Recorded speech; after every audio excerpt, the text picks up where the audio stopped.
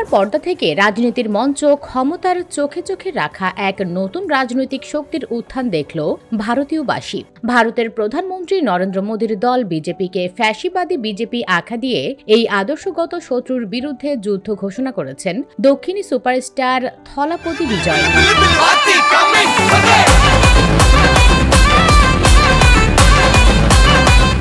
আর এই বার্তার মধ্য দিয়ে ২০২৬ সালের বিধানসভা নির্বাচনের দামামা বাজিয়ে দিলেন এই অভিনেতা ও রাজনীতিবিদ। গেল বৃহস্পতিবার দলীয় দ্বিতীয় রাজ্য সম্মেলনে বক্তব্য দেন বিজয়। সেখানেই হাজারো সমর্থকের সামনেই তিনি বিজেপিকে আদর্শ শত্রু এবং ক্ষমতাসীন ডিএমকে-কে রাজনৈতিক প্রতিদ্বন্দ্বী হিসেবে ঘোষণা করেন। সমাবেশে বিজয় বলেন, একটা সিংহ সবসময় সিংহই থাকে, তার গর্জন একবার উঠলেই ৪ কিলোমিটার পর্যন্ত প্রতিধ্বনি ছড়িয়ে পড়ে। সিংহ শিকারের জন্য বের হয়, বিনোদনের জন্য নয়। বনে যত শেয়াল থাকুক না কেন, রাজা কিন্তু একটাই, সেটা সিংহ।